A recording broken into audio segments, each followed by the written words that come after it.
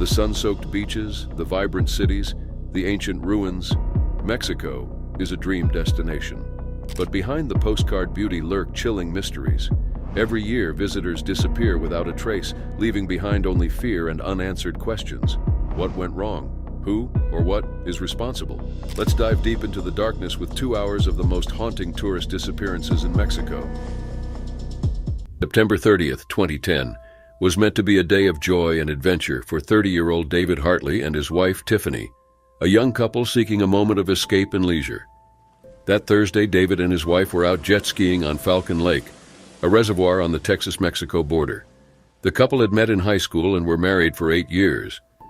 Despite the fact that there had been some worrying news of cartel-related activities on the lake, David and Tiffany weren't too worried. This wasn't their first time out on the lake. They had been there a month earlier too and hadn't encountered any danger. Besides, what did they have to do with cartels? They only wanted to take some photographs of the ruins of a half-submerged church on the Mexican side of Falcon Lake. As such, the day started out beautifully. David and Tiffany were in love. Theirs was the kind of love story most people wish to have, filled with adventure and a sense of security. But their fate took a cruel twist that day. David and Tiffany were still taking photos of the church when they heard the 3 speedboats approaching them. David and Tiffany were stunned to see that the 3 boats were carrying heavily armed men. It all happened in a flash. The men started shooting indiscriminately at the couple. In an instant, David and Tiffany took off on their sea-doos. They had to get away. They had to survive this. But bullets whizzed by, piercing the air. It didn't take long for one of the dozens of bullets to hit David Hartley in the back of his head. The man collapsed in the water. Tiffany reached for him and gripped his life vest with one of her hands while holding the sea-doo with the other. As she struggled to haul David's body onto the vehicle, the woman found herself staring down the barrel of a gun. There were 2 men essentially threatening to take her life. Tiffany Hartley looked both of them in the eye. She knew they could end it all right there. They could kill her the way they killed David. She pleaded with the men not to shoot her. The 2 men exchanged a few words in Spanish, then left. Tiffany let go of David's body. She couldn't keep holding him, not if she wanted to escape. She took off. More shots rang out from behind her. Tiffany didn't look back. She survived, managing to escape. She alerted the authorities. Her story caused an uproar, with the media dubbing her the Widow of Pirate Lake. Some accused her of being the mastermind behind David's demise. Others suggested both she and David were involved in drug trafficking, since authorities speculated early on that the couple had stumbled into a drug deal, given the area's reputation as a hub for Mexican drug cartels. Sheriff Sigifredo Gonzalez of Zapata County, Texas, stood firmly by Tiffany's side. He noted that her account aligned with 2 similar incidents earlier that year, events she couldn't have known about. Doubts about Tiffany's account waned significantly after Rolando Armando Flores Villegas, the lead Mexican investigator on the case, was gruesomely murdered. His severed head was delivered in a suitcase to a Mexican military post shortly after David's death, underscoring the danger and lending credibility to Tiffany's story. Sheriff Gonzalez firmly stated that there was no evidence to indicate Tiffany was involved in David's death in any capacity. In 2012, Mexican authorities arrested a leader of the Zetas drug cartel in connection with David Hartley's death. Salvador Alfonso Martinez Escobedo was also linked to the murder of the lead Mexican investigator in the case, Rolando Armando Flores Villegas. Escobedo may have been the one responsible for that area, but not the one responsible for the actual killing. For years, Patrick's passion for exploring had taken him to many remarkable places. In the summer of 2018, he took his first ever trip outside the Americas, visiting Southeast Asia. But he loved Latin America best. The people, the food, the different cultures tied together by a beautiful language, it all spoke to him. And now he was in Mexico, enjoying a short trip before returning home. How was he to know that he'd meet his untimely and senseless end there? It was October 24, 2018, when Patrick Braxton Andrew left his home in North Carolina and boarded a plane to Mexico. At 34 years old, Patrick was a seasoned traveler. After college, he had spent a couple of years working to earn enough money for an 18-month journey that took him to Mexico and the northern parts of South America. It was then that he found his love for the Spanish language, a subject that he had struggled with throughout his formal education. He learned the language quickly, then went back to his home in Davidson, North Carolina, where he became a part-time Spanish teacher and the owner of a tutoring and mentoring business. And now he was back in Mexico, where he planned to visit the Copper Canyon National Park. Patrick arrived in Urique, a municipality in Mexico's northwestern state of Chihuahua, on either October 26th or October 27th. He checked into a local hotel and set out to explore the area.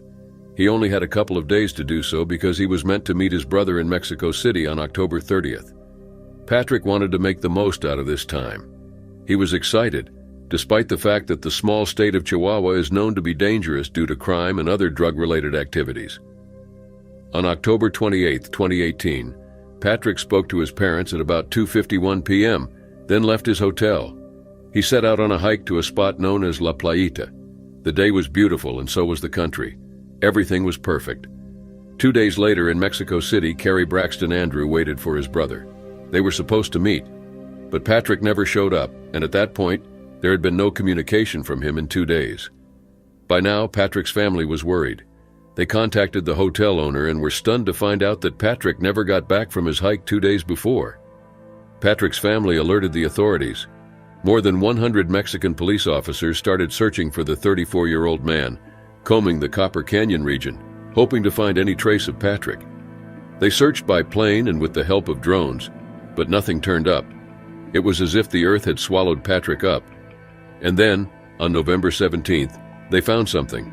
A body. Authorities quickly identified it as Patrick Braxton Andrew. His body was discovered about a mile away, leading to the village of Guapalena to Las Lajas, Urique. But how could this be? The area had already been thoroughly searched. It only got more confusing from there. The body had been found on a stony surface in an area with no vegetation. Then how come it was covered in reddish dirt and pine leaves? It only took an educated guess and an autopsy to figure out what had really happened to Patrick Braxton Andrew. He'd been shot in the head, buried somewhere in the mountains, and then dug up and dumped off the road where police eventually found him. But why? As the investigation continued, the governor of Chihuahua declared that Patrick had been assassinated. Moreover, Chihuahua Attorney General Cesar Peniche Esquivel said that sometime during his hike in La Playita, Patrick encountered members of a Sinaloa cartel drug trafficking cell. It is possible that Patrick was mistaken for being a U.S. Drug Enforcement Administration agent and was killed by either notorious drug trafficker Jose Noriel Portillo Gil, known as El Chueco, or by one of his men. Rumors that Patrick was the victim of a drug deal gone wrong were quickly dismissed by Mexican authorities, who described the man as an innocent victim who suffered the misfortune of crossing paths with El Chueco. Harry Devert was a true adventurer. He had enough of it for 10 people. He had seen much of the world over the years, and he understood that it could be as dangerous as it was extraordinary. The chipped tooth he got from a gun shoved in his mouth in Venezuela was testimony to this, but nothing quite compared to what he was living now, in Mexico. The military had just escorted him out of a very dangerous area, and he was told another escort was waiting for him in another town. Just as well, as long as he could still make it to Brazil, to the World Cup. He sent his girlfriend a quick text explaining the situation, and then resumed his journey, his motorcycle engine roaring. Harry Devert had no idea what awful fate awaited him. It was January 25, 2014, when Harry Devert sent his last ever text. At 32 years old, Harry was an adventurer through and through, but nothing could have prepared him for the tense situation in Mexico. The New Yorker had just recently traded in a high-flying finance career for the freedom of a transcontinental motorcycle journey. He'd wanted to have one last epic adventure before finally settling down, planning to motorcycle through Mexico and Central America to Brazil in time for the World Cup, and then make his way to Ushuaia, the world's southernmost city.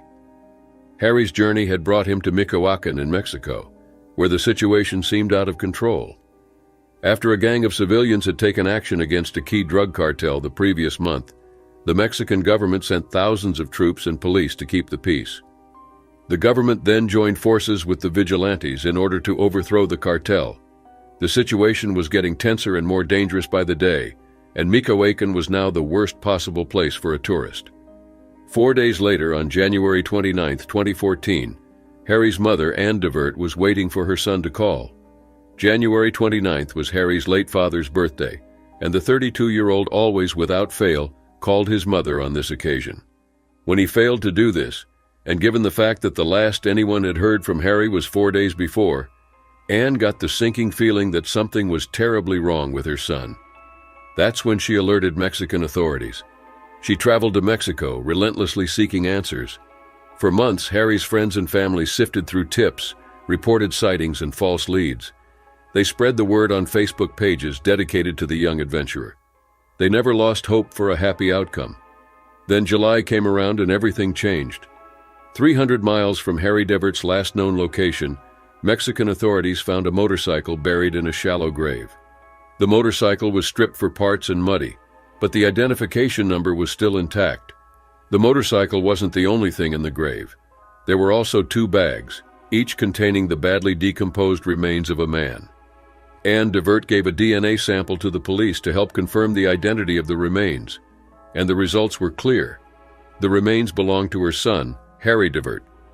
Authorities now believe Harry Devert was mistakenly taken for a U.S. drug enforcement agent and killed by Adrian Reyes Cadena, a local gang leader. Cadena, known as El Tigre, was arrested in August 2015. Anne Devert believes her son was simply in the wrong place at the wrong time, an innocent victim to the whims of dangerous and cruel people. The weather was worsening. Conditions were adverse, with an extreme reverse tide. Kayaking no longer seemed like a good idea, especially for a 14-year-old girl.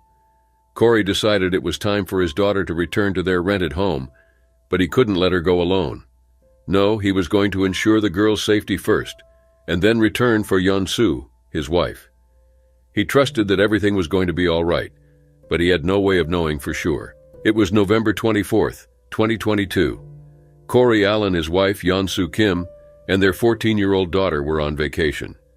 They left their home in Flagstaff, Arizona, and were now staying in a rented house in Puerto Penasco, Mexico.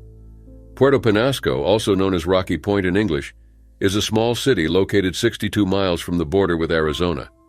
Tourism and fishing are the main activities of the city. Tourists from all over come for its beaches and its pleasant resorts. There are also many available activities for those tourists who'd rather do something else than sunbathing. On that Thursday, Corey, Yeon-soo, and their daughter decided to go kayaking. It was meant to be a family outing, a chance to paddle along the peaceful waters off Playa Encanto. But the weather had other plans. The wind picked up that Thanksgiving afternoon, strong enough to whip the waves into a frenzy. Suddenly, maneuvering a kayak no longer seemed like an easy job. This wasn't the kind of weather amateurs can face. As the wind turned fierce, the tide turned with a force that made the shoreline recede. That's when Corey realized they were in danger. This wasn't the place for a teenager. He decided to take his daughter out of the water and back to their rented home. After leaving his 14-year-old where he knew she was safe, Corey returned to the beach for his wife, Yeon-soo Kim. They'd be back soon, and then they'd all be together again. But as the day grew longer, the couple's daughter became more and more concerned. Her parents had failed to return as promised. She raised the alarm later that afternoon, and a full-scale search began. Volunteers scoured the land, sea, and air for the missing couple. In the meantime, family members flew to Mexico to take care of the daughter. By Sunday, hope to find them alive somewhere was beginning to wane. That afternoon, a local fishing boat found a body some 8 miles off the coast near Mayan Palace. The Civil Protection and firefighters of Puerto Penasco released a statement saying that the features matched one of the missing persons. A member of the Allen family confirmed the heartbreaking news. It was Yeon-soo Kim. The search for Corey continued, but it was as if Corey had vanished into thin air. After a few days, the family called off the search. Corey's kayak was found southeast of Puerto Penasco, but there was no sign of the man. April 2024, brothers Jake Robinson, 30, and Callum Robinson, 33, along with their friend Jack Carter Road, 30, went on a surfing trip to Baja California, Mexico. They were excited about this trip, but it turned tragic. Jake and Callum, originally from Australia, had different paths. Callum lived in San Diego, pursuing a professional lacrosse career and working in the tech industry, while Jake, a doctor, was about to start a new job back in Australia. Their friend Jack, an American, lived in San Diego and was engaged to Natalie Wirtz, with their wedding planned for August 17th in Columbus, Ohio. The three were last seen on April 27th, surfing and camping near Ensenada. They had planned to stay in Rosarito but never arrived. Concern grew when Deborah Robinson, Jake and Callum's mother, posted on Facebook about not hearing from them since April 27th. On May 3rd, their bodies were found at the bottom of a 50-foot well in Santo Tomas, Baja California, all with gunshot wounds. The discovery was a shock to their families and friends who had been hoping for their safe return. Authorities believe the men were killed in a robbery gone wrong. Baja California's chief state prosecutor, Maria Elena Andrade Ramirez, said the robbers likely wanted the tires from their truck. When the trio resisted, they were killed. A burned-out white pickup truck, identified as Callum's from an Instagram post, was found at a ranch in Santo Tomas, 40 miles from where the bodies were discovered. 3 Mexican citizens were arrested for kidnapping in connection with the case. One suspect, Jesus Gerardo El Quecas, had a criminal history, including drug dealing, domestic violence, and vehicle theft. The suspects are thought to have seen the surfers' tents and truck, decided to steal the tires, and killed the men when they resisted. They then moved the bodies about 4 miles to the well, covered it with boards, and tried to burn the campsite. Jake, Callum, and Jack had promising futures. Jack was preparing for his wedding, Jake was about to start a new job, and Callum was focusing on his future beyond sports. Their deaths left a deep impact on their families, friends, and communities. Following the murders, a GoFundMe page was created by Aubrey Byers, a close friend of Jack and Natalie, to support Natalie and honor Jack by raising money for scholarships and donations. It quickly raised over $50,000. The surfing community in Ensenada and beyond was also affected. About 500 people marched for justice and better security, demanding safer beaches for surfing and camping. A paddle-out ceremony was held in their honor, with surfers forming a circle on their boards and throwing flowers into the sea. This tragic event highlights the violence in Baja California, a region troubled by drug cartels and crime, though such violence rarely affects tourists. The Baja California Attorney General's office has promised to continue the investigation until those responsible are fully prosecuted. Despite the arrests, many questions remain. The former director of the Ensenada Police Department, Jesus Luna Lezama, suggested the crime had the hallmarks of organized crime rather than a random robbery, noting that such violent crimes are uncommon among thieves who usually avoid drawing attention. 28, 2020, at around 10 a.m., 78-year-old Ian Hirschson and 73-year-old Kathy Harvey were last heard from while staying at Ian's vacation home near El Socorrito, Baja California, Mexico. The couple, who had met through online dating a few years earlier, had been enjoying their retirement. Ian, a retired aerospace engineer from South Africa, had owned the vacation home for 35 years. Kathy, a retired physical therapist, was thrilled to be traveling and spending time with Ian. That morning, Kathy texted her son, Robert Harvey, to say they planned to explore a gold mine or visit a beach. They were supposed to return to San Diego on August 31st, but when they didn't, their families reported them missing on September 2nd to the Baja California State Prosecutor's Office. Ian and Kathy were active in the expat community in Baja California.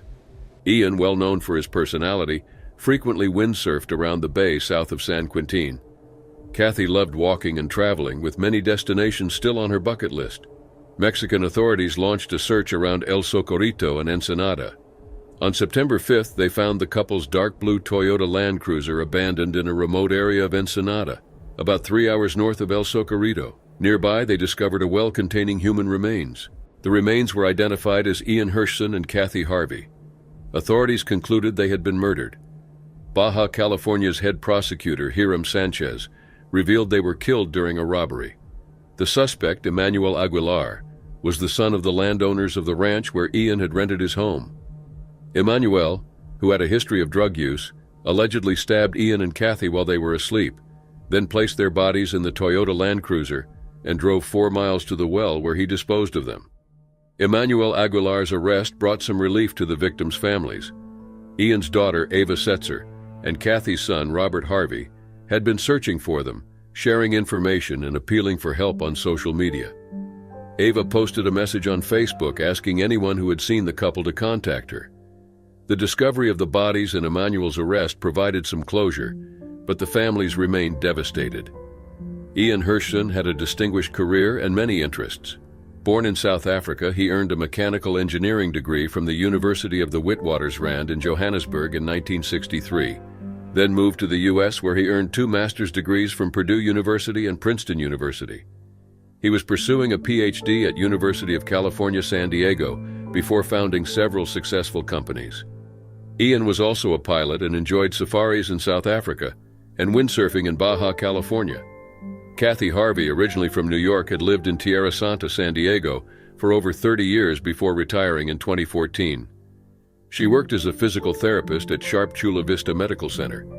In retirement, Kathy enjoyed traveling and walking and had many places she still wanted to visit. She was very happy with Ian. The deaths of Ian and Kathy deeply affected their families and friends. Jim Dietz, Ian's neighbor in Solana Beach, described Ian as a gentleman who never spoke unkindly about anyone. He expressed sympathy for Ian's children, who had already lost their mother a few years earlier. The families appreciated the efforts of the Mexican authorities, particularly the Ensenada Homicide Division, in solving the case.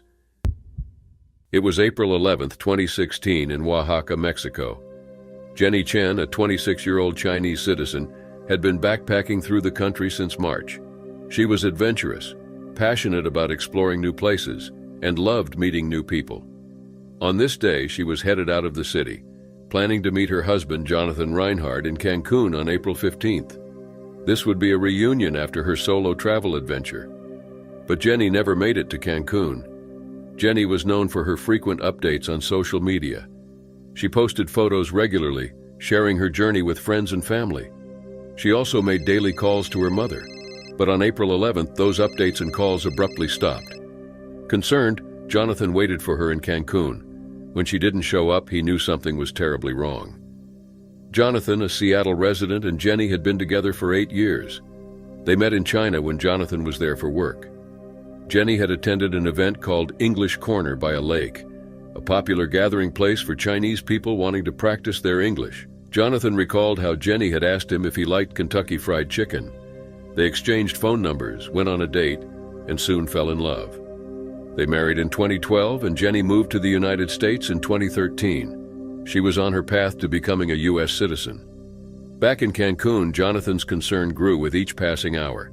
He contacted both the U.S. and Chinese embassies in Mexico, but their responses were not encouraging. The U.S. State Department offered little help since Jenny was not yet a U.S. citizen. The Chinese authorities were equally unhelpful. Frustrated, Jonathan took matters into his own hands. He hired a private investigator in Mexico, using funds raised through a GoFundMe campaign. The investigator managed to trace Jenny's movements on April 11th. She had traveled from Oaxaca City to Juchitán, a small town about 6 hours away. In Juchitán, she stayed with a local family and was last seen the following day, April 12th, trying to hitch a ride to Cancun along Highway 185.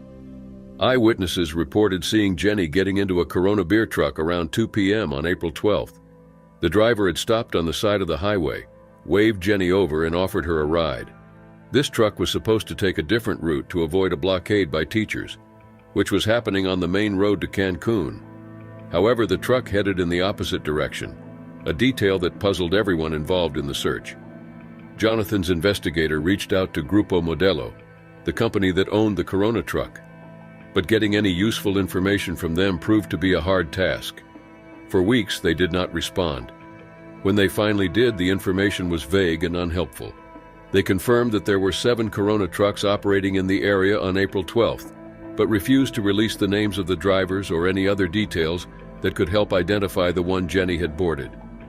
Desperate for answers, Jonathan launched a social media campaign, urging friends and supporters to put pressure on Grupo Modelo through Facebook and Twitter. He also continued to raise funds through GoFundMe to cover the escalating costs of the private investigation. The situation was emotionally and financially draining. Jonathan had to balance his search efforts with his job and everyday responsibilities. His employer was supportive, but the stress was immense. Despite all these efforts, tangible leads were few and far between. The Mexican authorities were not much help either. While they issued an alert for information on Jenny, their efforts seemed dull. They suggested that Jenny could have taken a more dangerous northerly route through Veracruz State, known for its violence and disappearances, adding another layer of complexity and fear to the already harrowing situation. Jonathan's private investigator continued to dig for clues. The most promising lead remained the Corona truck sighting. Witnesses had clearly seen Jenny getting into the truck, but the trail went cold after that. Jonathan believed that the driver of that truck held the key to finding Jenny. However, Grupo Modelo's reluctance to cooperate fully was a significant roadblock. In a bid to get more information, Jonathan traveled to Mexico multiple times. He hoped to gain more support from the local Chinese Chamber of Commerce in Oaxaca and tried to retrace Jenny's steps himself. He even offered a reward for any information leading to her whereabouts, hoping that it might encourage someone to come forward. By May 24th, nearly 6 weeks after Jenny's disappearance, Grupo Modelo finally agreed to work with Jonathan and the investigators. They scheduled a call with the police, Jonathan, and the private investigator, but the information they provided was still limited, and the names of the drivers remained undisclosed. Jonathan remained determined.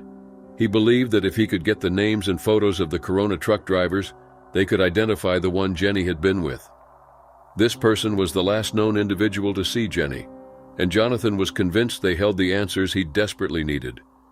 Throughout this ordeal, Jonathan's love for Jenny and his hope for her safe return never wavered. He continued to advocate for her, pushing for more action from the authorities and Grupo Modelo.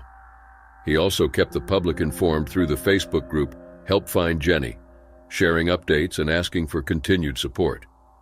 As the search continues, many questions remain unanswered. What happened to Jenny after she got into the Corona truck? Why was Grupo Modelo so reluctant to provide information? Did the driver have any malicious intent, or was he just offering a ride to a stranded traveler? These questions weigh heavily on Jonathan and everyone involved in the search. February 16, 2024, John Gamboa boarded his flight to Mexico City. The day was sunny and warm in Houston, where John lived with his mother, Fermina. 30-year-old John was a U.S. Air Force veteran, having served for 5 years. He was no stranger to travel and adventure, and this trip was supposed to be a simple, quick one. He planned to retrieve his belongings from Mexico City, where he had been based the previous year, and return home by February 18th. But John never made it back. On the morning of February 16th, John had called his mother to let her know he was about to board his flight. Fermina wished him a safe trip and reminded him to call her when he landed. However, that call never came. Instead, Fermina received a troubling notification from USAA Bank later that day. Someone was attempting to access John's bank account. Concerned, she tried to reach him multiple times, but there was no response. The last confirmed sighting of John was in the early hours of February 17th. He was seen hailing a taxi outside Montana Disco in Mexico City. According to witnesses, he was wearing a maroon shirt and tan pants. He also had a tattoo of Jesus on his chest and an infinity symbol on his index finger. After that, John seemed to vanish without a trace. As February 18th came and went without any word from John, Fermina's anxiety grew. She contacted his employer, who confirmed that John had not logged in for work. This was completely out of character for him. Fermina reached out to friends and acquaintances in Mexico City, but no one had seen or heard from John. Desperation set in as she realized her son was truly missing. Fermina reported John's disappearance to the FBI, who quickly issued a missing person bulletin. They stated that John was last seen on February 17th, wearing a maroon shirt and tan pants. They also noted his distinctive tattoos. The Department of State acknowledged the situation, stating they were aware of the reports and ready to provide assistance. However, there was little they could do directly, as the investigation was in Mexico's jurisdiction. Fermina, meanwhile, was relentless in her search for answers. She contacted multiple state and government agencies, but felt frustrated by the lack of immediate response. Despite the obstacles, she refused to give up hope. John had always been a dedicated son. When Fermina had cancer, he had given her a double bone marrow transplant. "He made sacrifices just to extend my life," Fermina said, her voice breaking. This made his disappearance even more heartbreaking for the family. They couldn't understand how someone who had given so much could simply disappear. As days turned into weeks, the investigation continued, but leads were scarce. Retired FBI agent Jim Conway explained that while the FBI couldn't conduct investigations in Mexico, they could use liaisons to communicate with Mexican authorities. Despite these efforts, the family received little new information. The disappearance remained shrouded in mystery. John's friends in Mexico City confirmed that he had arrived on the night of February 16th and had taken an Uber to his Airbnb. Photos provided by a friend showed John's belongings left behind in the room. At around 11:30 p.m., he had gone to Montana Disco and Bar alone. This was his last known location. Fermina's anguish grew with each passing day. She issued a heartfelt plea through ABC 13 saying, "I am just saying that whoever holds my son, please let him go." She repeated, "Money can be replaced, but life cannot. We only have one life." Her words resonated with many as the community rallied around the family, hoping for John's safe return. The situation took a slightly hopeful turn when U.S. Representative Lizzie Fletcher's office became involved. They reached out to Fermina, promising to monitor the situation and assist in any way possible. Security services in Mexico City were also engaged in the search. Conway noted that Mexico City's security services were relatively sophisticated and had a good working relationship with the U.S. But as the days continued to pass, hope began to wane. Fermina's strength was tested as she continued to fight for her son's return. She reached out to news outlets, government officials, and anyone who might be able to help. The family's Filipino community also showed support, sharing John's story and praying for his safety.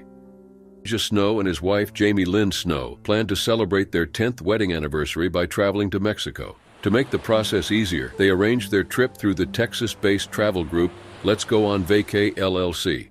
On July 18, 2021, they arrived in Cancun and checked into the Royalton Chic Cancun, where their travel agent had booked rooms for them. After unpacking and settling in, Elijah and Jamie Lynn headed to the pool in the Diamond Club area and began enjoying the unlimited alcoholic drinks and socializing with fellow guests. The day continued with drinks by the pool, punctuated only by a break for dinner. By early evening, Jamie felt the effects of the long travel day and the alcohol catching up with her. Deciding it was time to sleep it off, she informed Elijah that she was heading back to their room. However, Elijah wasn't ready to follow her, as he was yet to be done with his drink. He then responded that he would head up once he was through. By 3:30 a.m. the next morning, Jamie woke up and found the other side of the bed undisturbed. Panic surged through her as she realized Elijah hadn't returned. Frantically, she began searching the room and hotel for any sign of him. 2 hours of searching yielded nothing, and Jamie knew she couldn't wait any longer. She contacted the hotel staff, who were uninterested in helping her immediately, and told her to go back to her room and wait to see if her husband would turn up by himself.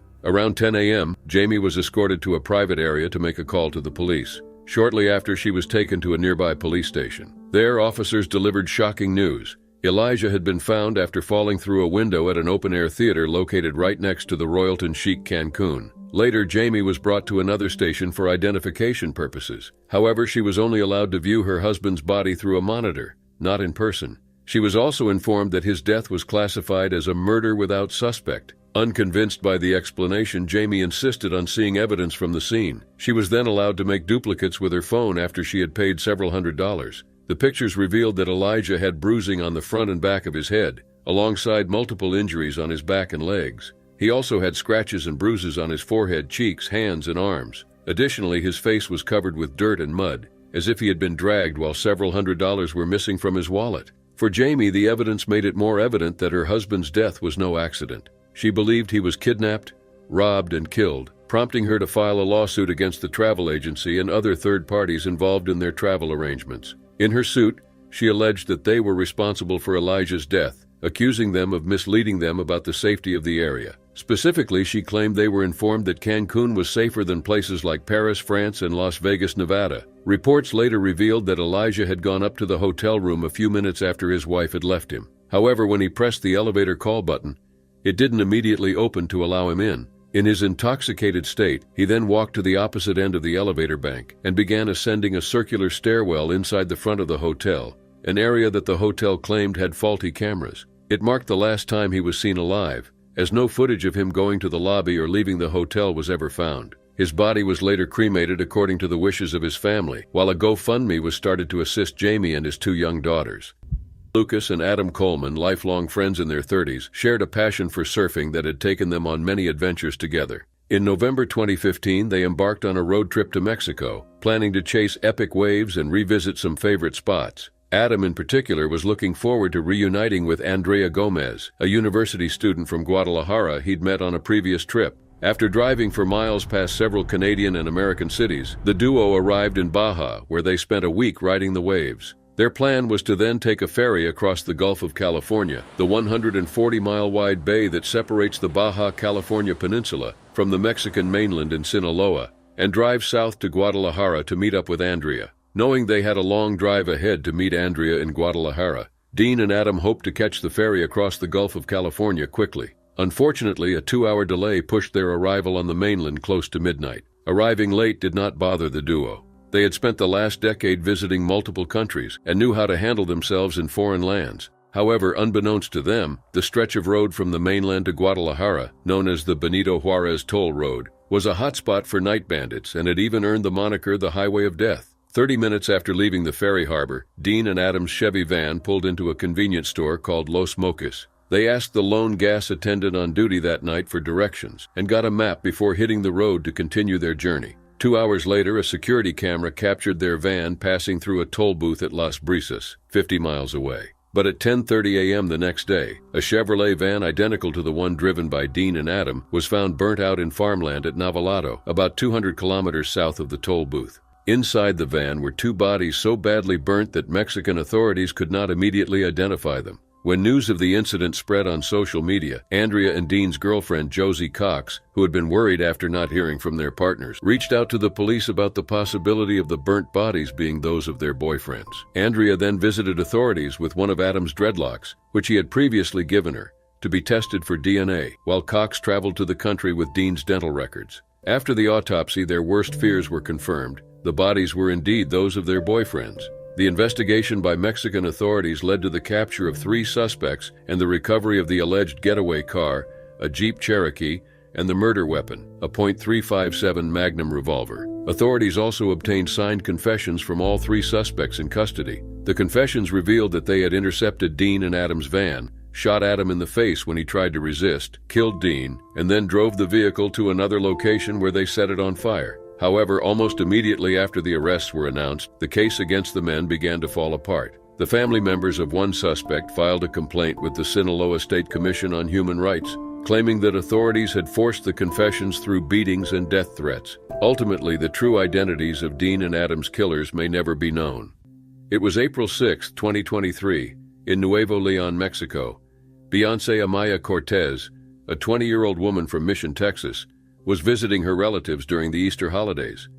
She had been enjoying her time, reconnecting with family and catching up with friends. Little did she know, this trip would be her last. Beyonce had planned to return home to Texas on April 10th. She was known for staying in close contact with her family, especially her mother, whom she frequently texted. On April 6th at 1 a.m., she sent her mother a message that contained only heart emojis. This would be her final message. Her mother responded at 2 a.m., but the message never went through. Concerned, Beyonce's family reported her missing later that day. Beyonce's friends who had been with her that night returned home with conflicting stories. Some said she never returned from Montemorelos, while others claimed she asked to be dropped off on a dark street. The family grew increasingly worried as they tried to piece together what happened. On April 11th, Mexican authorities confirmed the tragic discovery of Beyonce's body on a farm near her relative's residence in El Verde, General Bravo. She had suffered severe injuries to her skull, spinal cord, and thorax. The Nuevo Leon prosecutor's office reported that she had died from a blow to the head. Her half-brother identified her body based on her clothing and physical characteristics, though DNA tests were still pending at that time. Days before the discovery, Beyonce's family had organized a march in China Square, the place where she was last seen, hoping to find clues about her whereabouts.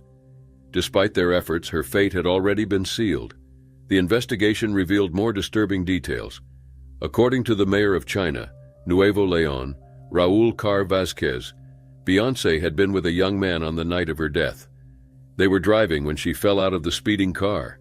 The young man reportedly tried to help her by taking her to a clinic, but he couldn't find anyone to treat her. Panicking, he left her body at the farm where it was later found. The authorities issued arrest warrants and searched the homes of the last known people to see her alive. Each person had a different story, adding to the mystery of her final hours. Some friends claimed they left her on a dark street, while others were unsure of her whereabouts. The investigation was complicated by these conflicting accounts, leaving many questions unanswered. Beyonce's family was devastated by the loss. They created a GoFundMe campaign to cover the costs of transporting her body back to Texas and paying for her funeral services. Her sister, Ethna Amaya Cortez, shared the campaign on social media, urging people to donate and help give Beyoncé the send-off she deserved. By April 17th, the campaign had raised $12,139 from 294 donors. This tragic case has left many wondering about the circumstances of Beyoncé's death. How did she end up falling out of the car? Why did her friends give conflicting stories? What really happened in the hours leading up to her death? It was February 9, 2023 in Pueblo Nuevo, Colima, Mexico. Maria del Carmen Lopez, a 63-year-old dual U.S.-Mexico citizen, was tending to her garden. She lived a peaceful life, splitting her time between her retirement home in Colima and Southern California, where her children and grandchildren resided. On this day, however, her life took a horrifying turn. Around noon, as Maria was watering her plants, a white van pulled up to her home. 3 masked men jumped out, leaving the driver behind. They rushed towards Maria, who tried to resist, shouting, "I am not going with you." Neighbors later recalled seeing her struggle, falling to the ground in an attempt to escape. The men, however, overpowered her and forced her into the van, which sped off, leaving the quiet neighborhood in shock. News of Maria's kidnapping quickly spread. Her family in Southern California was notified within hours. The initial response from local authorities was swift, with federal agents joining the investigation almost immediately. The FBI also got involved, offering a $20,000 reward for any information leading to Maria's safe return. The very next day, Maria's family received a chilling phone call from the kidnappers. They provided a proof-of-life audio recording in which Maria, clearly distressed, pleaded for her life. "Please hurry. Act quickly, my children, and give them what they want. My life depends on it," she said, naming a few of her children in the recording. The kidnappers demanded a ransom that was far beyond the family's financial means. Despite the initial contact, the kidnappers soon went silent. Weeks turned into months with no further communication. Maria's daughter, Zonia Lopez, held a news conference in Los Angeles, tearfully appealing to President Biden and Mexican President Andrés Manuel López Obrador for help. "I implore you to hear my words, to feel my anguish. My family has endured unimaginable pain and suffering, desperately clinging to hope as the days turn into weeks and the weeks into months without any sign of my mother's safe return," she said. She urged both governments to use all available resources to rescue her mother. The family believed that Maria was targeted because her children lived in the United States, giving the false impression that they were wealthy. They had been vocal about their frustration with the slow progress of the investigation and the lack of coordination between U.S. and Mexican authorities. Despite their efforts to keep Maria's case in the public eye, including launching an online petition called Justice for Carmen, there were no significant breakthroughs. As time passed, the family continued to print flyers and billboards, hoping to find someone who had seen or heard something. They remained in close contact with the FBI, which had been supportive but constrained by the jurisdictional limitations of working in Mexico. The FBI's request to conduct a deeper investigation in Colima was denied by Mexican officials, adding to the family's frustration. The Lopez family was a large and close-knit one. Maria was a mother of 7, a grandmother of 19, and a great-grandmother of 2. She had a strong bond with her family and was known for her loving and generous nature. Her disappearance left a void that was felt deeply by all who knew her. On Mother's Day, more than a year after Maria's kidnapping, her family gathered to honor her. They put up missing person posters and continued their appeals for help. Elizabeth Lopez, another of Maria's daughters, spoke about the ongoing efforts to bring her mother home. "If anybody can go into that website, sign the petition, it takes literally a minute or 2 to sign, but it does make a big difference to us," she said. Despite the lack of new information, the family remained hopeful. They believed that Maria was still alive, and that one day she would be reunited with them. Maria's kidnapping was not an isolated incident. It occurred amid a backdrop of increased violence and instability in several Mexican states, including Colima. The U.S. Department of State had issued do not travel advisories for these regions due to the high risk of crime and kidnapping. This context made Maria's case even more urgent and highlighted the dangers faced by both locals and foreigners in these areas. In every statement and public appearance, Maria's children emphasized the need for a coordinated effort to bring her home. They called for greater transparency and communication from the authorities handling the case. "We miss her with a pain that defies words," Zonia said. I implore you to take immediate action. On June 11, 2024, Jorge Guillen of El Paso, Texas, was on vacation with his wife Lizette Zambrano and other family members. The group was staying at the Sonoran Sea Resort in Puerto Penasco, Mexico, which is located on the strip of land that joins the Baja California Peninsula with the rest of Mexico. At 43 years old, Jorge was an evening student at Western Technical College, studying refrigeration or HVAC. He was only days from graduation, which he was set to attend on Friday, June 14th, but he never made it. What was supposed to be a relaxing vacation with friends and family suddenly turned into a horrifying tragedy. That Tuesday evening on June 11th, Jorge and his wife, 35-year-old Lizette, were spending some time at the resort pool with Lizette's cousin and her boyfriend. They were in the pool for about 20 minutes, but it was getting dark and Jorge wanted to visit the beach too. Jorge and Lizette left the pool and went to the beach. The couple sat and talked on the beach, relishing the view. It was getting darker still. After a while, they decided to return to the resort, back to their friends and family. Upon returning, Jorge and Lizette found their son and her cousin in the resort's hot tub. Deciding to join them, the couple got into the hot tub for a little bit. The bubbles had just turned on. After a while, though, their son and cousin got out of the tub. Jorge and Lizette decided to stay and relax for a while longer. They were completely unaware that danger was lurking. Eventually, Lizette got out of the water and sat on the pool deck. Everything was peaceful, at least for the moment. 10 minutes later, Jorge looked at his wife, letting out an expletive both in wonder and terror. Lizette didn't have to wonder at the reason. She could feel the electric shock too. In an instant, 43-year-old Jorge Guillen keeled over. Despite feeling the continuous stream of electric shocks herself, Lizette sprang forward. She had to help her husband. She had to get him out of the water. But Lizette barely managed to touch her husband's body before the electric shock incapacitated her too. Lizette realized she wasn't able to move anymore. Then she started praying that God would help them both. Then there was only darkness.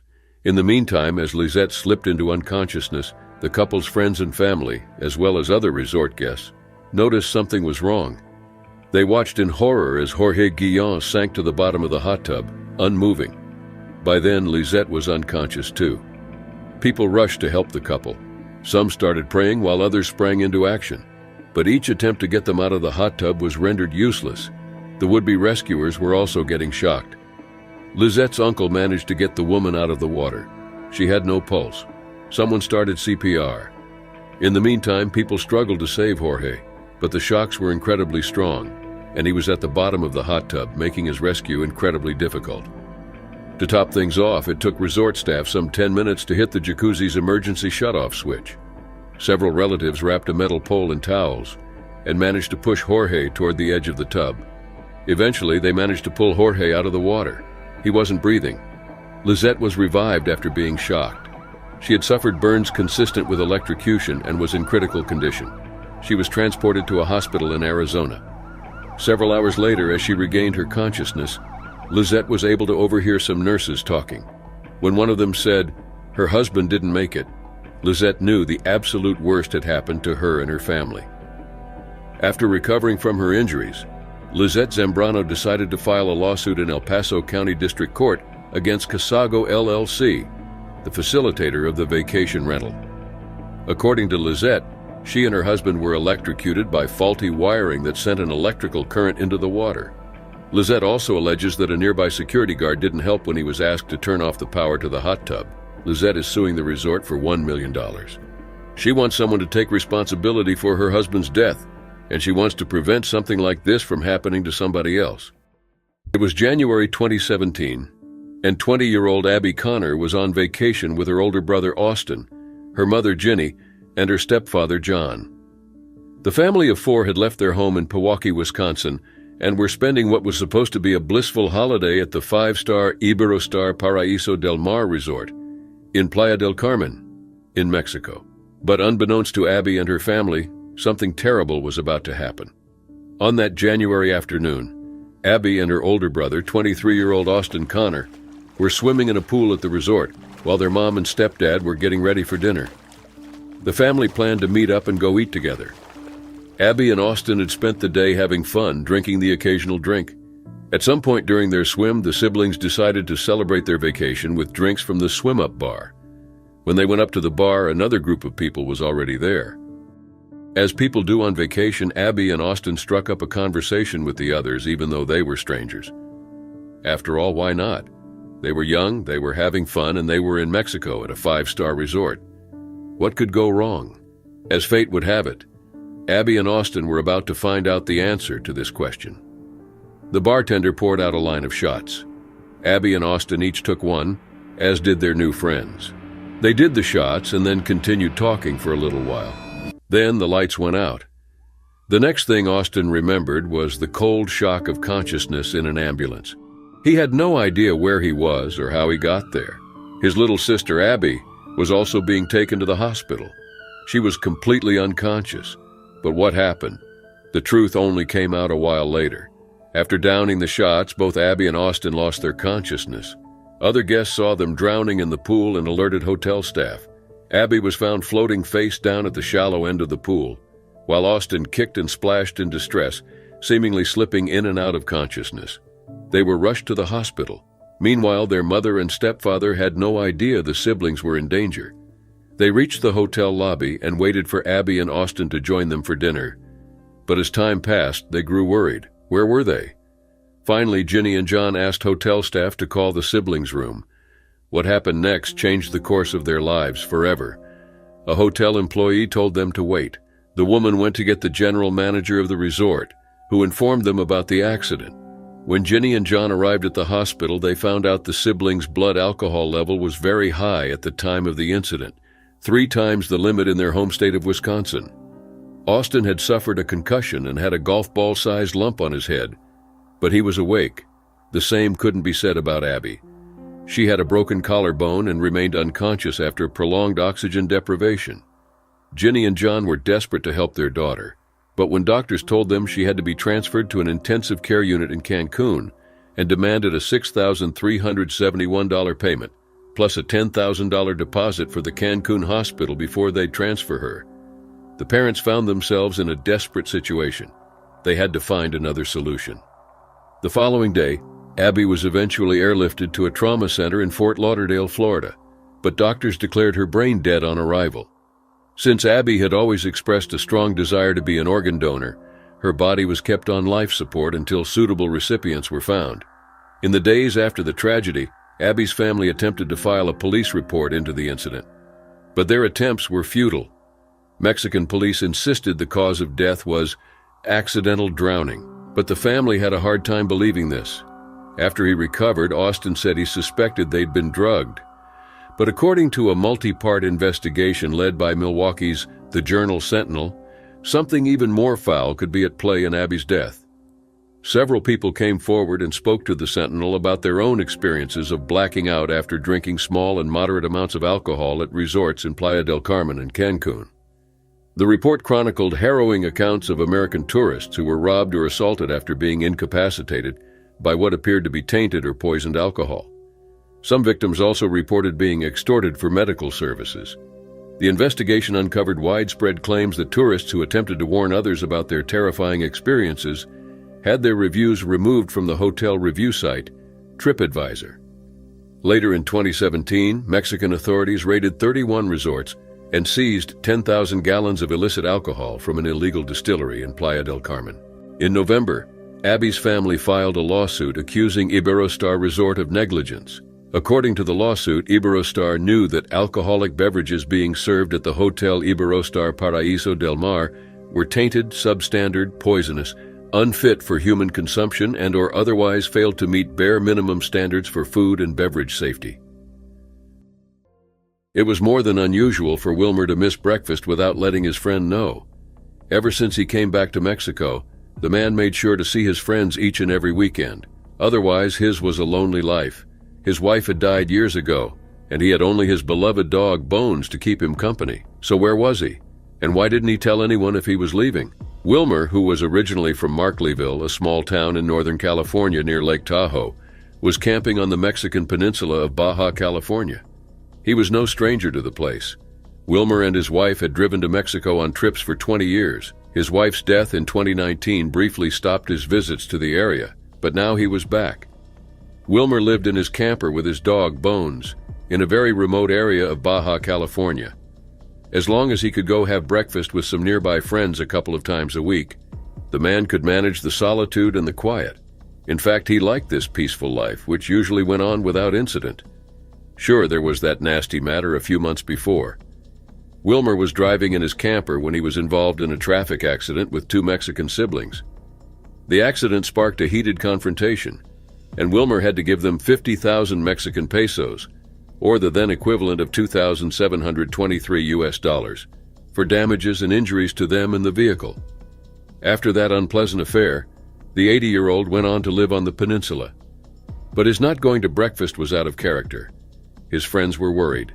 That February 11th, they decided to pay Wilmer Trivett a visit to see if everything was all right with their friend, whom they affectionately called Dino. But once they got there, they were met with a worrisome sight. Bones was all alone sitting on the porch, no sign of Wilmer in sight. Wilmer's friends knew the man never went anywhere without his dog. With a sinking feeling in their guts, they decided to walk down to where they knew Wilmer's motorhome was supposed to be, except that it wasn't there and neither was Wilmer. They alerted the authorities, which in turn let the man's family know about his disappearance. They had no idea where he was either. At first, the search was fruitless. With no evidence and no leads, authorities were at a loss about what to do. But it all changed on February 23rd, when, almost 2 weeks after Wilmer's disappearance, a law enforcement officer found the man's camper. The camper had been burned up, which led authorities to believe there was foul play involved in the case. 2 months later, in April 2023, a trained cadaver dog made a gruesome discovery. Authorities found a decomposing body buried in a shallow grave. It belonged to Wilmer Trivett, but who could have done this? And why? It didn't take long for authorities to circle back to the traffic dispute Wilmer had been involved in some months before. As it turned out, their guess was correct. After the car accident, the two Mexican siblings and Wilmer Trivett got into a heated argument. Wilmer paid them and figured the matter was done. But months later, the pair figured the payment wasn't enough. Still enraged, they kidnapped the 80-year-old man and took his life. Juan Hectorin and his sister Jocelyn Guadalupean, whose full names have not been released in accordance with Mexican law, then buried the body in a shallow grave, burned the man's camper, and left, their anger now quenched. Wilmer is lovingly remembered by his friends and family and by his beloved dog, Bones. The plan was simple. Now that the weather cleared up, they could start their adventure and sail their 41-foot sailing vessel from Mexico to San Diego. Sure, it wasn't going to be an easy trip, but all three of them were experienced sailors and were confident they could conquer even the tallest waves and the most unforgiving winds. Hopefully, this wouldn't be the case. They were in for an early departure. At that point, there was nothing that would have alerted them about what was to come out there, far from the safety of the shore. It was April 4th, 2023, when Frank O'Brien, his wife Carrie O'Brien, and their friend William Gross set sail from Mazatlan, Mexico. They were beginning their journey to San Diego, California, but first, they needed to stop in Cabo San Lucas and stock up on supplies. The three of them spent the morning of April 4th making calls about the upcoming stop, stating they would arrive 2 days later on April 6th. Frank and Carrie were both licensed boat captains.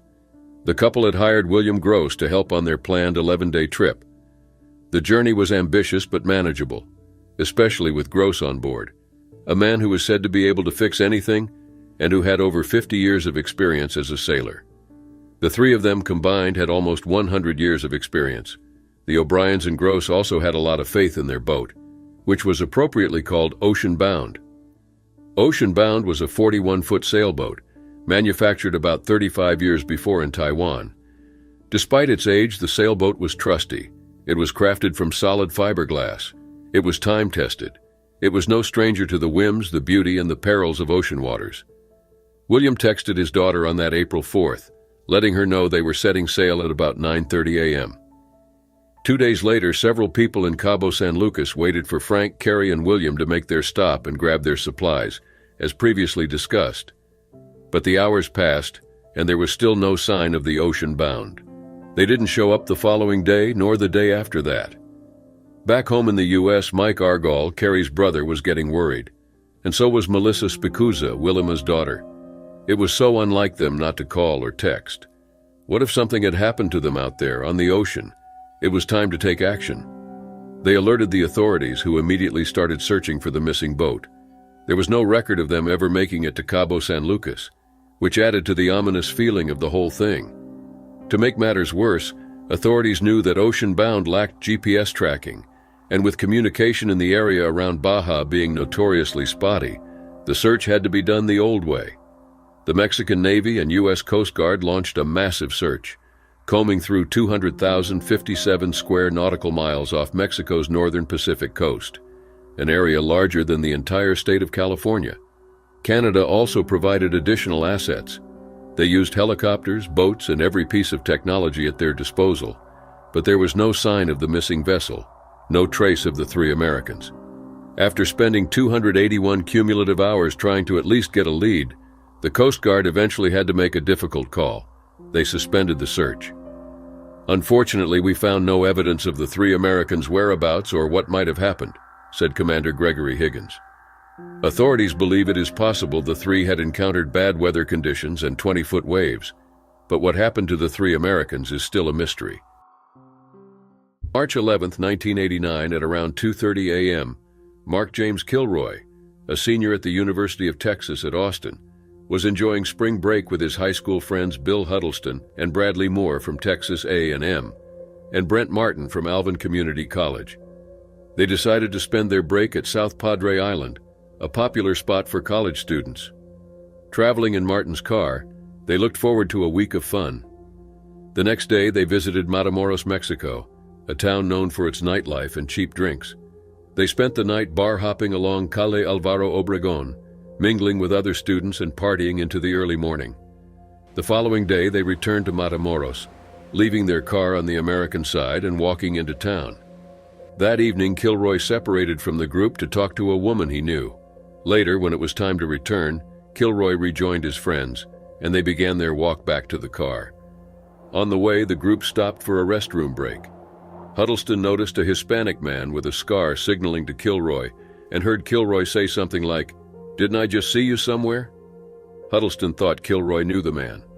When Huddleston rejoined Martin and Moore, Kilroy was missing. They assumed he had caught a ride back to the hotel. The next morning, Kilroy had not returned. Worried, his friends contacted the police and reported him missing.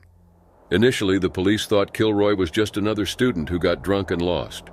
As time passed and Kilroy didn't turn up in hospitals or jails, they suspected foul play. Mark's parents, James and Helen Kilroy, flew to Brownsville to search for their son. They distributed over 20,000 leaflets and offered a $15,000 reward for information and met with Texas officials. On March 26th, America's Most Wanted featured the case, generating many tips but no solid leads. The Kilroys returned home without answers. Soon after, the U.S. and Mexico launched a large anti-drug operation along the border, involving 1,200 agents, helicopters, and planes. In early April, Elio Hernandez Rivera, a 22-year-old Matamoros resident, was arrested at a police roadblock for possessing marijuana. During questioning, Rivera identified several drug dealers and mentioned his family's ranch, Santa Elena, about 20 miles from Matamoros. The police decided to investigate. On April 11th, Comandante Juan Benitez Ayala of the Mexican Federal Police led a group to the Santa Elena ranch. They found 75 pounds of marijuana. When shown a photo of Kilroy, the ranch caretaker recognized him and pointed to a nearby shack. The officers approached the shack and were overwhelmed by the smell of rotting flesh. Inside, they found 12 shallow graves with dismembered bodies, including Mark Kilroy. The bodies were mutilated in various ways, some slashed, others shot, burned, or hanged. 3 more bodies were found later, totaling 15. Inside the shack, police discovered a gruesome scene. Blood covered the floors, and there was an iron kettle filled with spikes, a charred human brain, and a roasted turtle. Urns contained solidified blood, human hair, and animal parts. A large oil drum seemed to have been used to boil the victims, described as a human slaughterhouse. Rivera confessed that the victims were sacrificed in rituals. The cult believed human sacrifice made them invincible and protected their drug operations from the police. Rivera and the other suspects showed no remorse. They said Kilroy was chosen because cult leader Adolfo de Jesus Constanzo ordered the sacrifice of an Anglo student. Kilroy nearly escaped but was recaptured and taken to the ranch, where he was bound, gagged, and imprisoned in the shack. The suspects claimed they fed him and told him he wouldn't be harmed. 12 hours later, Constanzo executed Kilroy by chopping him in the neck with a machete. His body was later found with legs severed at the knees, and his brain and spine removed. The discovery of Kilroy's body and the mass grave caused a media frenzy and highlighted concerns already discussed in the Texas legislature. On May 3, 1989, the Houston Chronicle warned of rising ritualistic crimes in Texas. This led to Senate Bill 30, introduced by Senator Judith Zaffirini, which increased penalties for crimes involving rituals. The bill passed on August 14, 1989, but was repealed 4 years later due to a lack of prosecutions under it. The search for Constanzo and his accomplice, Sara Aldrete, intensified. 2 weeks after finding the mass grave, Mexican police burned the shack and placed a cross over the area. 2 weeks later, they found Constanzo in an apartment. As the police closed in, Constanzo threw money out a window and fired his gun. He then ordered his partner, Alvaro de Leon Valdez, to shoot him and his companion, Martin Quintana Rodriguez. When police stormed the apartment, they found black candles, 2 swords, a wax skull, and a blindfolded doll. Constanzo and Quintana were found dead, having been shot by Valdez. De Leon Valdez, Aldrete, and 3 other cult members were charged with homicide and other crimes. After this horrific case, James and Helen Kilroy established a nonprofit anti-drug foundation in Mark's name, focusing on scholarships, youth interventions, and summer programs. "We put our energy into the fight against drugs," James Kilroy said. "We try to look forward, not back." March 15, 2018, when Kevin Sharp, his wife Amy, and their children Sterling and Adriana arrived in Cancun, Mexico. The Sharps, from Creston, Iowa, were excited for their trip to Tulum, a popular tourist spot on the Yucatan Peninsula.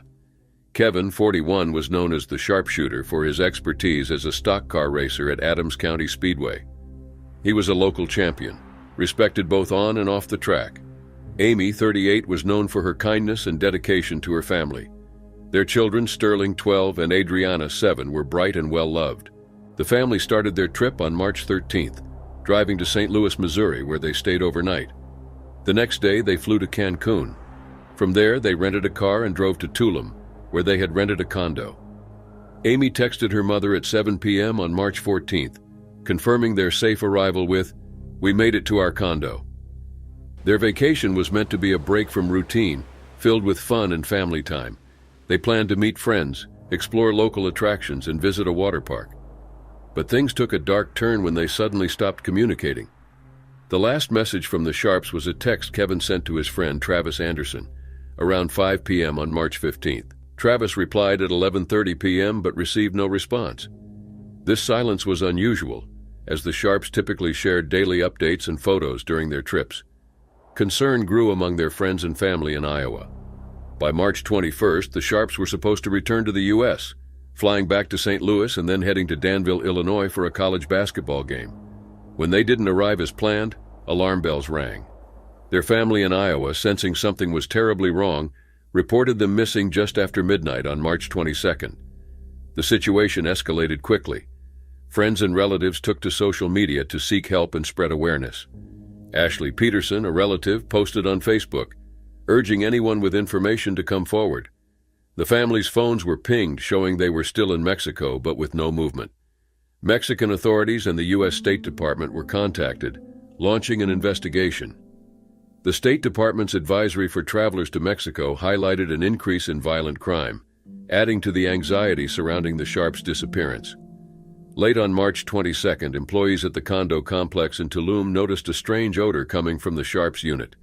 Concerned, they entered the condo and made a horrifying discovery. Kevin, Amy, Sterling, and Adriana were all found dead inside. There were no signs of foul play, leading to speculation about the cause of their deaths. The Creston Police Department and the U.S. State Department confirmed the tragic news. Autopsies in Mexico suggested gas asphyxiation from a faulty water heater as the cause of death. Such accidents, while rare, can happen with poorly maintained equipment. The small town of Creston was in shock. Kevin was remembered for his racing skills and community contributions. Amy's kindness and the children's vibrant personalities left a lasting impact on everyone who knew them. The Sharps case also raised questions about tourist safety in Mexico. The U.S. State Department's advisory for Quintana Roo, where Tulum is located, mentioned increased caution due to crime and a rise in homicide rates. While the Sharps' deaths were not linked to violence, the context added to the overall concern for American travelers.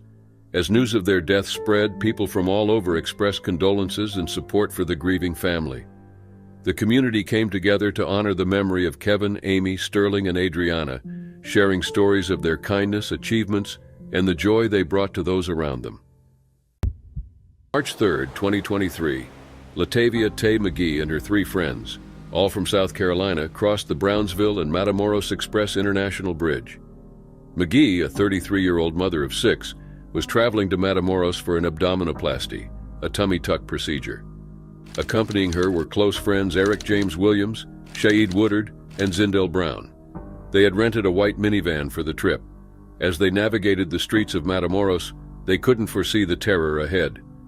Around 11:45 a.m., their trip took a horrific turn. A car honked at their minivan, and Brown warned everyone not to stop, having seen a gun. Suddenly, gunmen opened fire on their vehicle. Williams later recounted the ordeal, describing how the gunman shot Brown and Woodard as they tried to flee. McGee was approached by a gunman with a small gun. In a desperate move, Williams exited the minivan but was shot in both legs. The attackers, believed to be part of the Gulf drug cartel, forced the 4 friends into a truck. A bystander captured footage of the violent abduction, which quickly went viral. During the ride, Woodard told his friends, "I love y'all, I'm gone." McGee, holding back tears, apologized to him. At their destination, the friends were forced out of the truck. Williams received inadequate medical treatment for his injuries. McGee was taken to another room with Brown, who, despite his grave condition, reassured her, "It's okay, I'm your brother, I'm supposed to be there for you. I love you." He died about an hour later. McGee saw one of the guards watching footage of their kidnapping. She asked to see it, and the guard showed her the video. McGee broke down, feeling hopeless and fearing that their families might never know what had happened to them. The captors moved McGee and Williams to another location, where they were held with other kidnapped individuals. A man claiming to be an American told them their kidnapping was a mistake. This man, who turned from captor to savior, fought with his boss to secure their release. He warned McGee and Williams that once he freed them, he would have to flee as well. He blindfolded them and loaded them into a vehicle, hiding Williams under the bodies of Brown and Woodard to evade detection. They drove for hours, switching vehicles to avoid authorities and the cartel. Finally, around 3 a.m., they stopped at a shack. It was here that Mexican authorities, acting on a tip, found McGee and Williams, along with the bodies of Brown and Woodard. The discovery of the 2 surviving Americans prompted a swift response from both Mexican and U.S. authorities. Days later, Mexican police found 5 men tied up in a truck near the intersection where the Americans had been taken.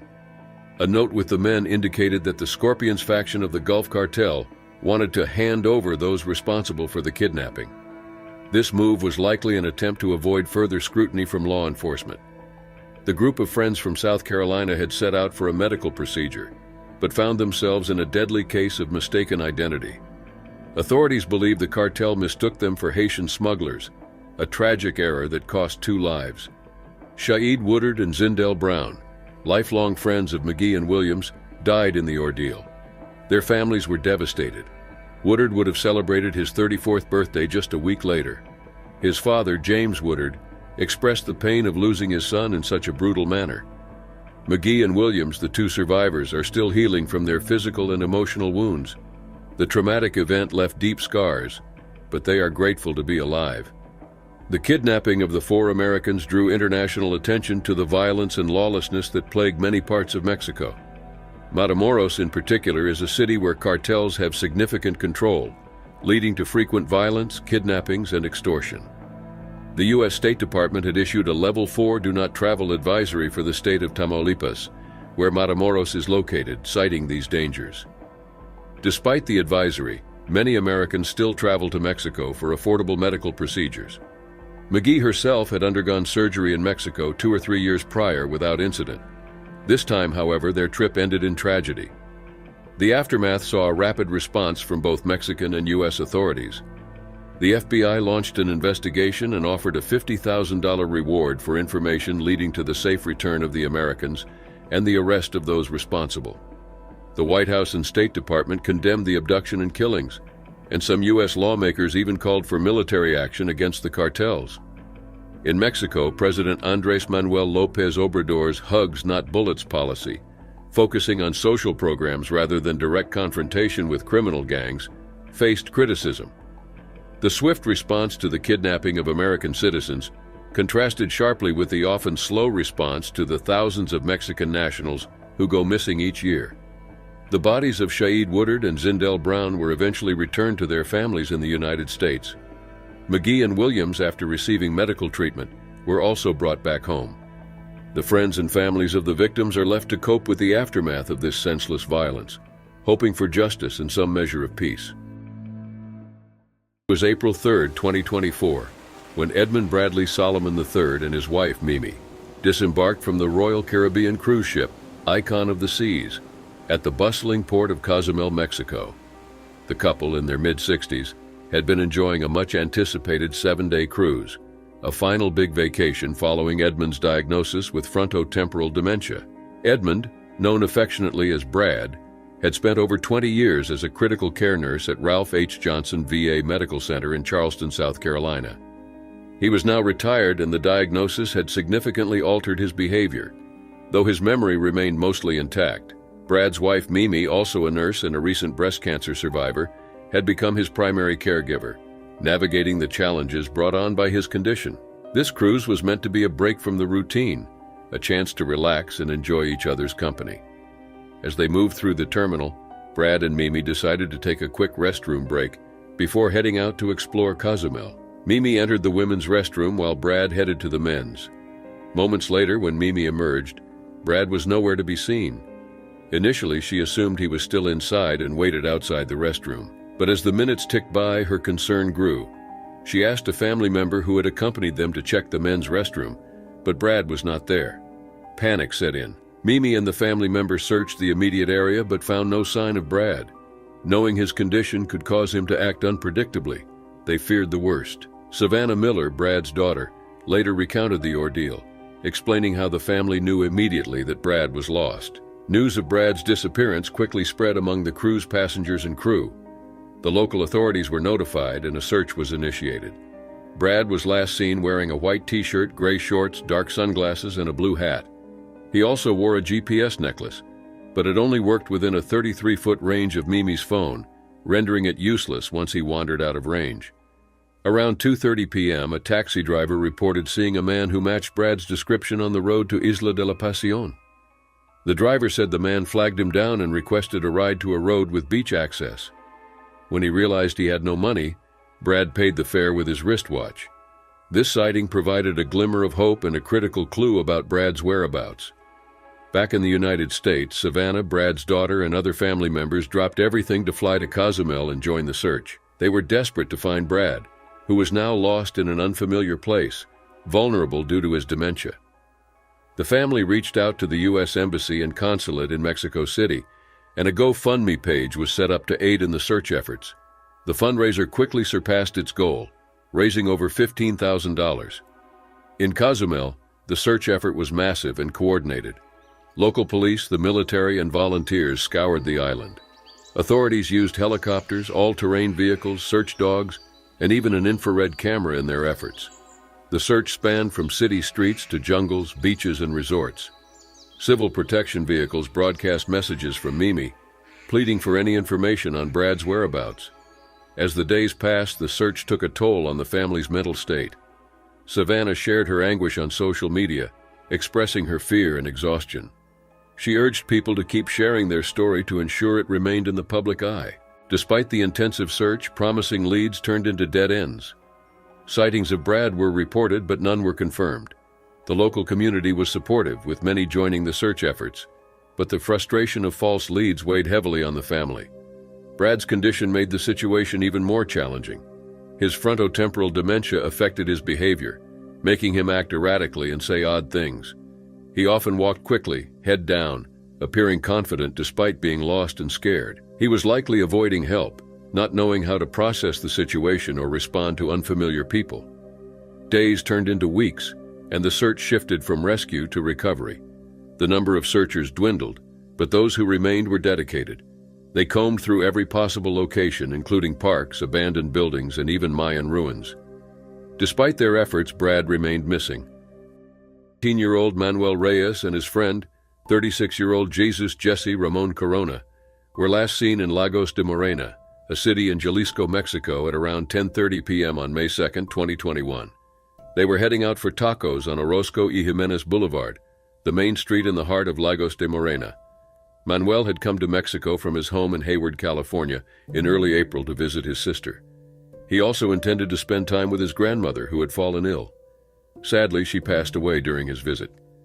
Manuel's sister, who prefers to remain anonymous, said that they were supposed to hang out that night. They had been exchanging messages on WhatsApp throughout the evening. At 4 a.m., her worry grew as Manuel still hadn't returned home. Both Manuel and Jesse's phones were turned off, and there was no way to contact them. The days following their disappearance were filled with anxiety and fear for Manuel's family. His mother, living back in Hayward, was distraught. The last time they spoke, Manuel had assured her that he would be home soon on Thursday. Those words now echoed painfully in her mind as she refused to enter his room, unable to face his belongings and the memories they held. Lagos de Morena is known for its alarming number of disappearances. Residents report that many young people, typically aged between 13 and 22, have gone missing in the area. This troubling pattern adds to the gravity of Manuel and Jesse's situation. Manuel was last seen wearing gray pants, a blue and gray sweatshirt, gray sneakers, and a red cap. Jesse was last seen in jeans, a pink Aeropostale shirt, and blue Nike sneakers.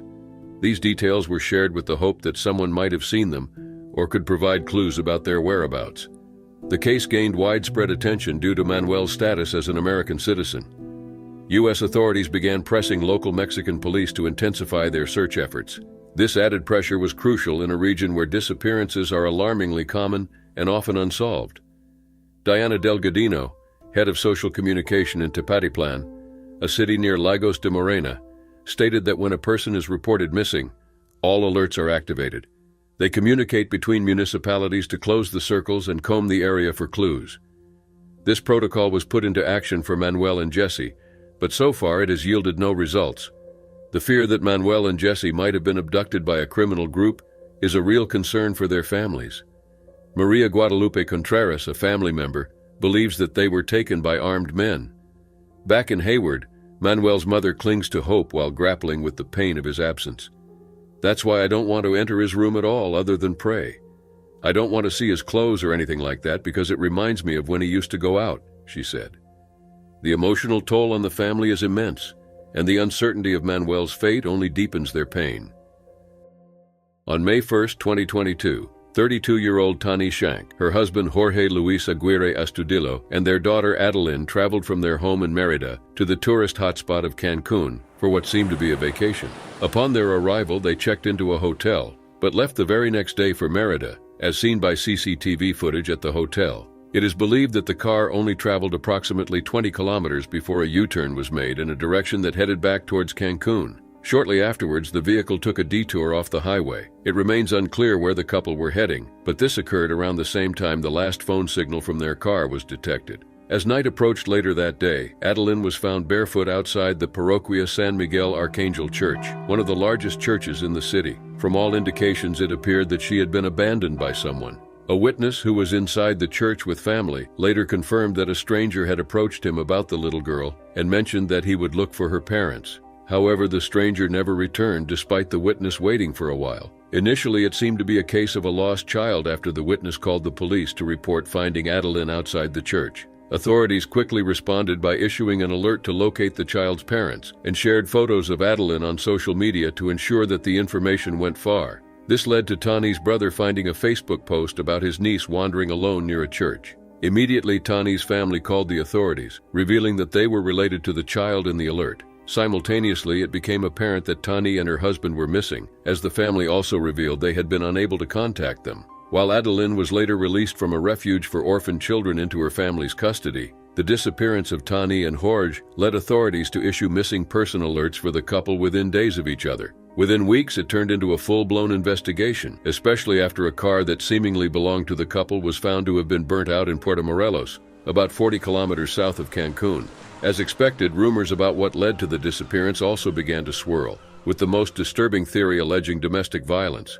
This theory centered on Jorge, with many suspecting that he had killed Tani and then vanished to avoid arrest. Adding weight to this speculation was a text message Tani had sent to a friend before going missing. In the message, Tani instructed her friend to remember her husband's name in case anything happens to her, implying a fear of Jorge. Furthermore, earlier texts exchanged between Tani and the same friend revealed a troubled relationship between Tani and Jorge. The messages indicated that she was planning to escape the marriage and return to her family home with Adeline, without Jorge's knowledge. Months later, the case took a sharp turn when a new theory emerged after a lead indicated the missing couple might have been killed in a remote jungle area near a housing complex in southern Cancun. The lead linked Jorge to criminal activity involving Mexico's dangerous drug cartels, suggesting the disappearance was a form of retaliation for an act that he committed.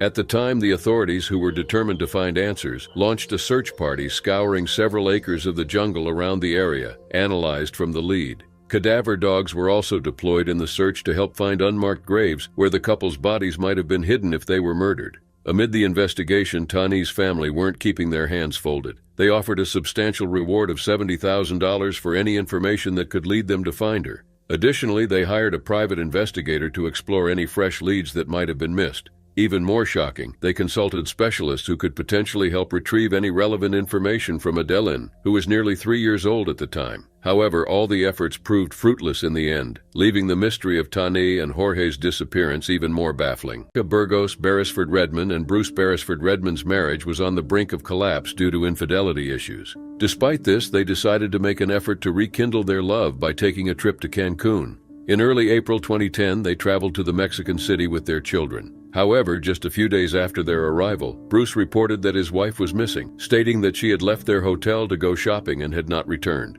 As the husband of the missing person, Bruce quickly became a prime suspect in her disappearance. Suspicion intensified when Monica's body was discovered in a sewer at the resort where they were staying, bearing strangulation marks on her neck. Upon interviewing Bruce, authorities noticed scratch marks on his neck, which they suspected were inflicted during a struggle with his wife. Additionally, hotel staff reported seeing the couple quarrel violently, and several guests told police they heard arguing coming from the couple's room. In light of these reports and the marks on Bruce's neck, he was asked not to leave the country while further investigations were carried out. To ensure compliance, authorities seized his passport and had his children flown back to the United States to be placed in the custody of their grandparents. Instead of complying, Bruce returned to the U.S. by crossing the border via road using an alternate form of identification. He was not stopped because only U.S. citizens traveling by air across the border are required to present their passports for identification. By this time, Mexican authorities had become increasingly convinced that Bruce was responsible. A forensic expert had already discovered traces of blood on sheets left in the room where Bruce and Monica had stayed. Similar traces were found on a pillar in the balcony railing. Investigators also noted that the room where the couple had stayed overlooked the sewage tank where Monica's body was discovered. Furthermore, analysis of a key card from the room indicated it had been used multiple times on the night of the murder. At the end of the investigation, it was concluded that Bruce had struck his wife in the head with a metal tube, bat, or stick, and then choked her to death before disposing of her body in a hotel sewer. This conclusion was supported by the autopsy report, which determined that Monica died of asphyxia by suffocation and identified bruising on her face along with a head wound. Since Bruce was already in the United States, he could only face charges for his wife's death if extradited. Therefore, Mexican authorities initiated extradition proceedings with the United States to facilitate this process. Monica's family had hoped that the extradition process would proceed swiftly. However, Bruce hired expert lawyers to stop it from happening. After a nearly 2-year-long court battle, he was finally extradited to Mexico to face a murder charge. Throughout the court proceedings, Bruce maintained his innocence, despite additional evidence showing that he had taken out 2 life insurance policies in Monica's name just weeks before her death. He was later sentenced to 12 years in prison, which prosecutors felt was too light, but never pursued an appeal. Due to Mexican laws making prisoners eligible for release after serving 60% of a sentence, Bruce was released after serving 7.5 years with credit for good behavior. He then returned to his home in Southern California, where he continues to live, although he never regained custody of his children. On December 22, 2022, Jose Gutierrez from Hamilton, Ohio, traveled to Zacatecas, Mexico with his family.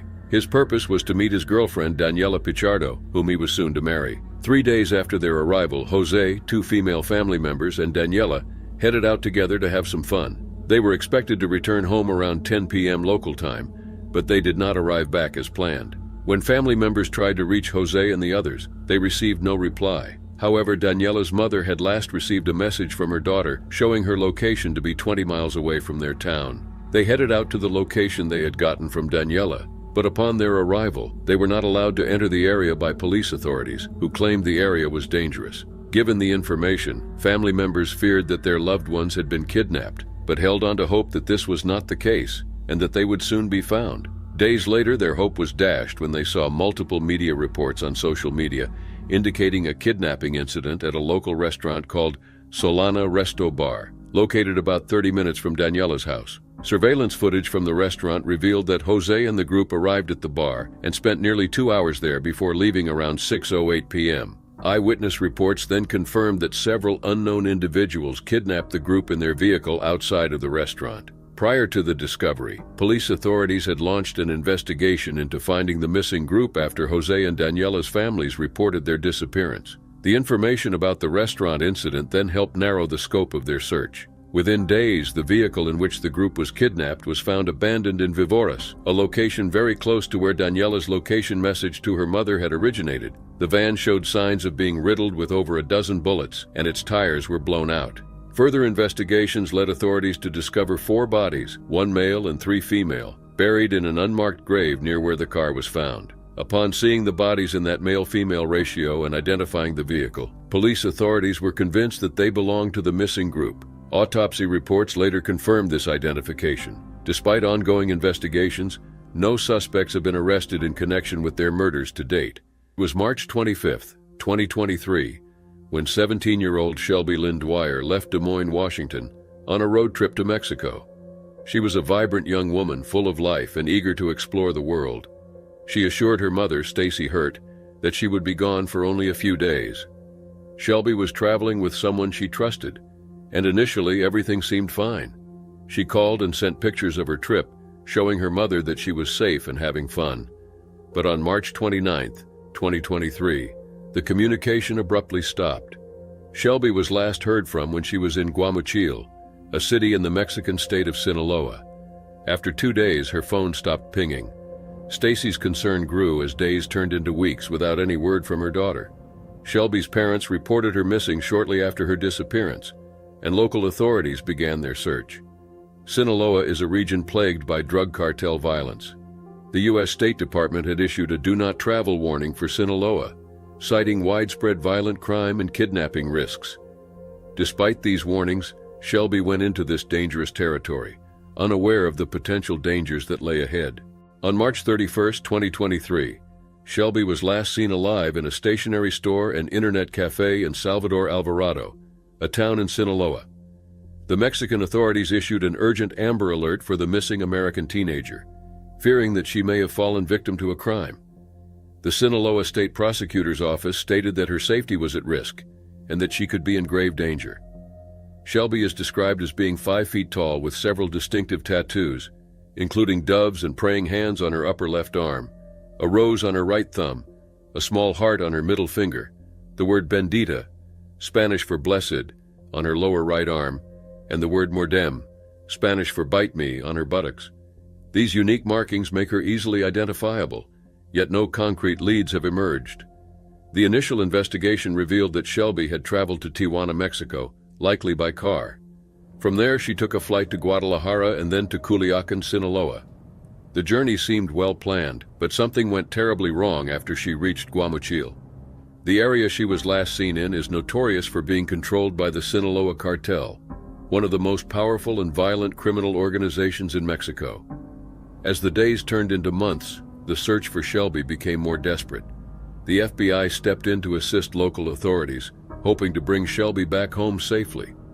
Supervisory Special Agent Steve Viano expressed concerns regarding her whereabouts, noting the frequent travel advisories for Americans in the region. Despite the FBI's involvement and collaboration with Mexican authorities, Shelby remains missing. Stacy Hurt has been relentless in her search for her daughter. She has been pleading for any information about Shelby's whereabouts, hoping that someone, somewhere, knows something that could help bring her back. "Where's my little girl?" she asked in a tearful plea.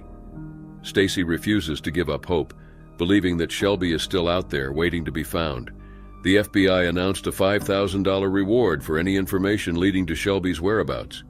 They have been spreading awareness and gathering information, hoping that this incentive might encourage someone to come forward. Despite the extensive search efforts, there have been no significant leads. Shelby's disappearance shows the dangers young travelers face in cartel-dominated areas. Sinaloa is not a popular tourist destination for a reason. The presence of powerful criminal organizations makes it a hazardous place for anyone, especially young and vulnerable travelers like Shelby. The risks are high, and the consequences can be devastating. Stacy's determination to find her daughter is unwavering. She believes that someone must know something and urges anyone with information, no matter how small, to come forward. "I love you. Keep strong, little girl," she said in a message to Shelby. "You're going to come home, I promise you. Just be strong."